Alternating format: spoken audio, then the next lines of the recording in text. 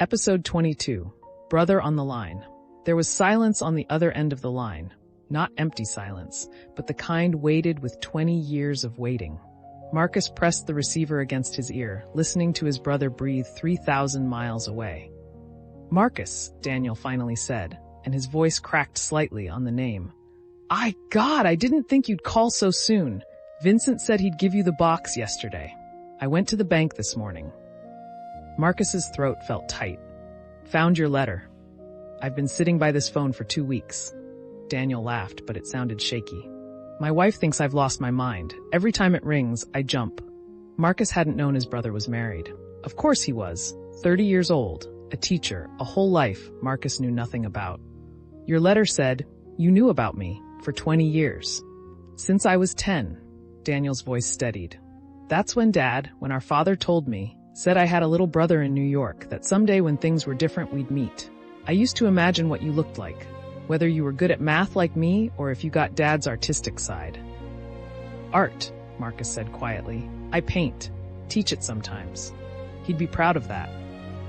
A pause. "Vincent told me what happened Wednesday night with the DeLucas. Marcus, what you did? I had to."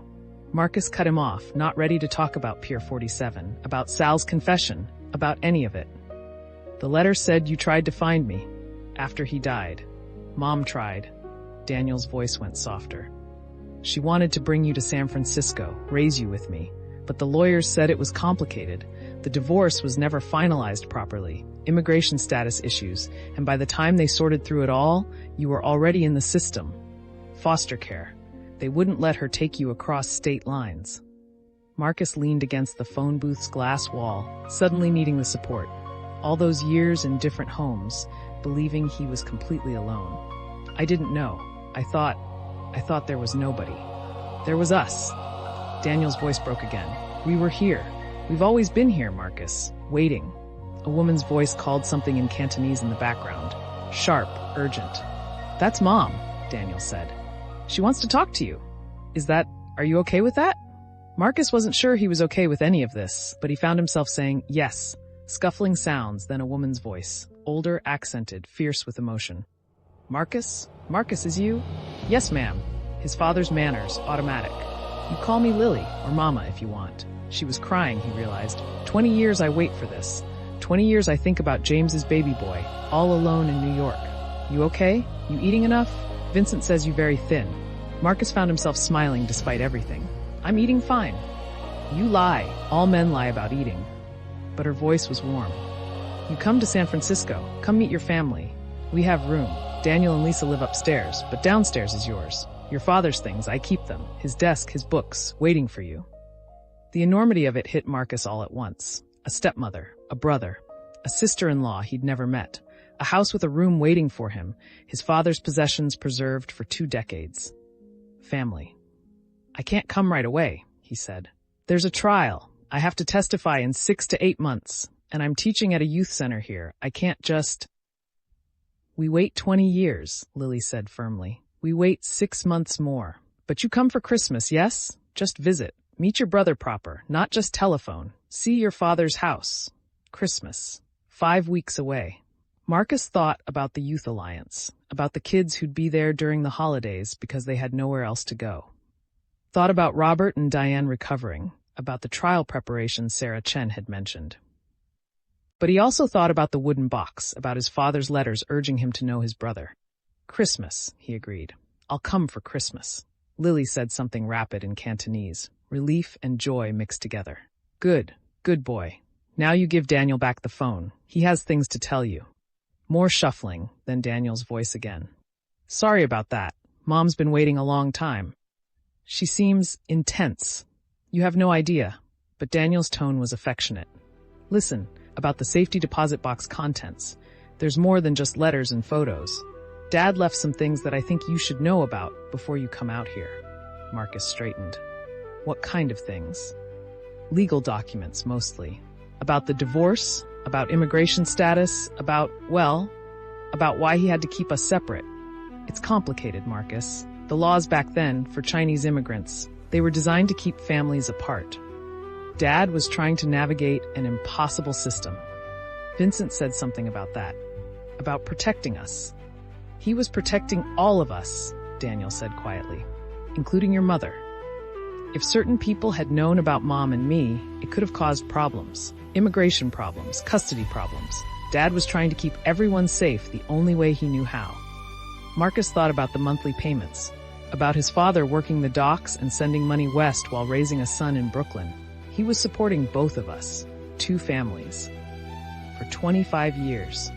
Daniel's voice held wonder and grief mixed together. The bank statements are all here, every month like clockwork. Even when it must have been impossible, he sent the money. What did your mother, what did Lily think? About him having another family? She knew. Daniel paused. She knew from the beginning.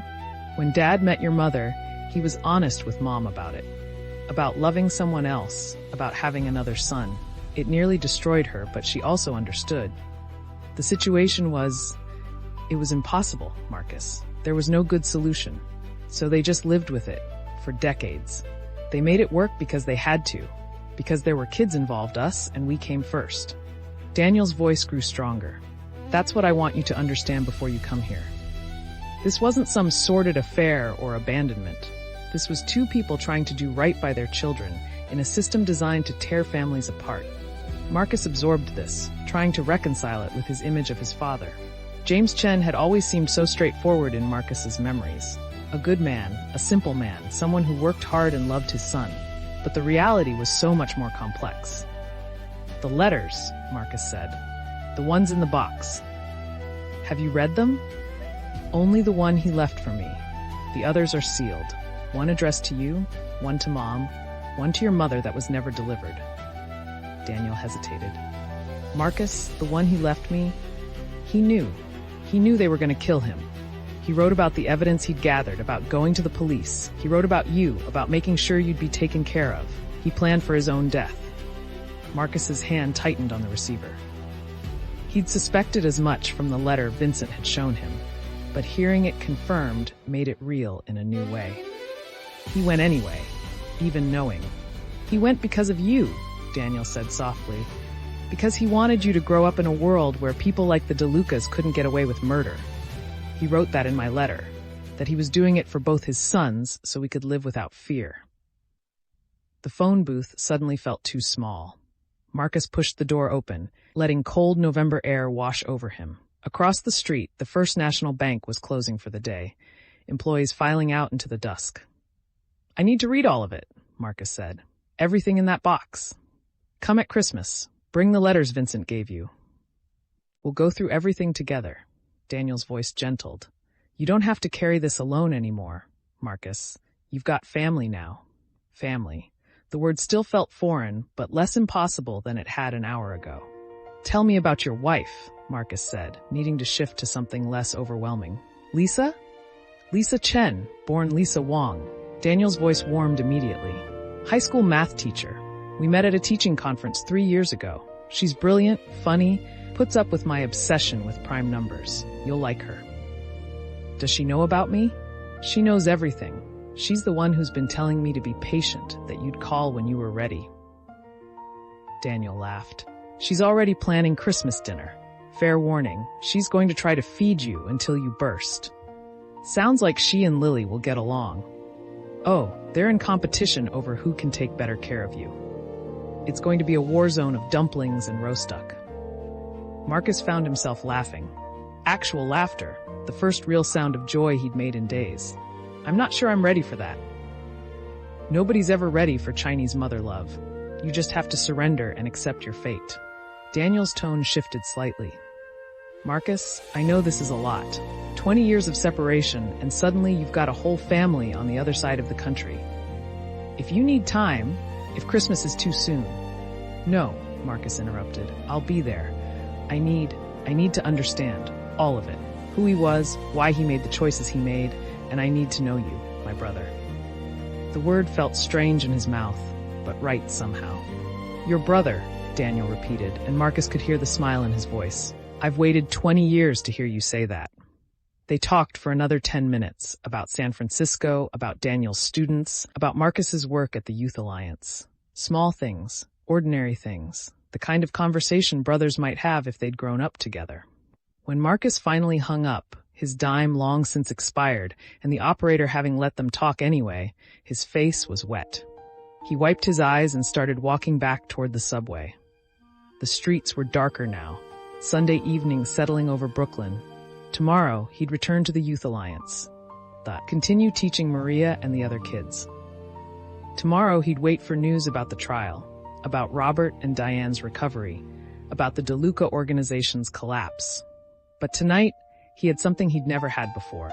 A brother's voice in his memory, a promise of family at Christmas, and the knowledge that his father's love had been even bigger and more complicated than he'd ever imagined. His father had protected 2 sons, had loved 2 families, had died trying to make the world safer for both of them. And now, finally, those 2 sons were connected. James Chen's legacy wasn't just justice, it was family, preserved across 3,000 miles and 20 years of separation. Marcus descended into the subway, his father's canvas bag lighter on his shoulder. Inside were photocopies of evidence that had brought down a crime family. But in his pocket were letters that promised something more. Answers, connection, and maybe, eventually, peace. The train rattled north toward the Bronx. Marcus watched his reflection in the dark window, seeing his father's features in his own face. But now when he looked, he also saw Daniel, a brother he'd never met, but who shared those same features, that same legacy. By the time Marcus reached the Youth Alliance, it was past 7. The building was lit up, voices floating from inside, kids doing homework, Teresa managing the chaos, Jimmy probably in his office doing paperwork. Marcus pushed through the door into warmth and noise. Maria looked up from her charcoal portrait, grinned when she saw him. "Marcus! Look!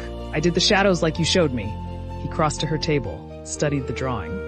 She'd captured something real, not just the technical aspects, but emotion, life. "That's good work, Maria. Really good." "You okay?" she asked, tilting her head. "You look like you've been crying." "I'm fine," he smiled at her. "Just had a long day. Good, but long." Jimmy appeared from his office, took one look at Marcus's face, and nodded slightly. "Everything work out?" "Yeah." Marcus set down his bag. "I'm going to San Francisco for Christmas, to meet my brother." Jimmy's eyes widened. "Your brother?" "It's a long story." Marcus glanced around at the kids, at Teresa watching curiously from the kitchen door. "I'll tell you later. But yeah, turns out I've got family I never knew about." "Well, damn." Jimmy's face split into a wide smile. "That's good news, Marcus. Real good news. Your father would be happy." "Yeah," Marcus said softly. "I think he would be." He spent the rest of the evening teaching, helping with homework, being present for the kids who needed him. But part of his mind was already in San Francisco, imagining a brother's face, a stepmother's kitchen, a room that had been waiting 20 years for him to come home. When the Youth Alliance finally closed at 9 and the last kids had been sent home, Marcus retreated to the back room. He pulled out his father's letters, the ones Vincent had given him, and read them again by lamplight. This time, the words felt different. Not just a dead man's final messages, but a father's careful planning, his determination to connect his sons even after death. Marcus thought about Christmas, about meeting Daniel face to face, about seeing his father's things preserved in a house 3,000 miles away. He thought about the trial that would come after, about testifying against Sal Benedetto, about finally closing the book on his father's murder. But mostly, he thought about the phone call, about hearing his brother's voice for the first time, about Lily's fierce insistence that he come home. Because that's what San Francisco was, he realized. Not just a city where his father had once lived, but home. The home his father had built and maintained and protected, even from 3,000 miles away. Marcus folded the letters carefully and tucked them back into the canvas bag. Tomorrow he'd start planning for Christmas, figure out how to get to California, prepare himself for meeting the family he'd never known he had. But tonight, for the first time since his father's death, Marcus Chen fell asleep thinking not about vengeance or justice, but about the future, about brothers and mothers and the complicated, messy, beautiful reality of family that transcended death and distance and 20 years of separation. His father had kept them apart to keep them safe. Now, finally, they could be together. And that, Marcus thought, as sleep claimed him, was maybe the greatest gift James Chen had ever given his sons. Thanks for watching our stories. Don't forget to like and subscribe for more epic adventures. Thanks for watching our stories. Don't forget to like and subscribe for more epic adventures.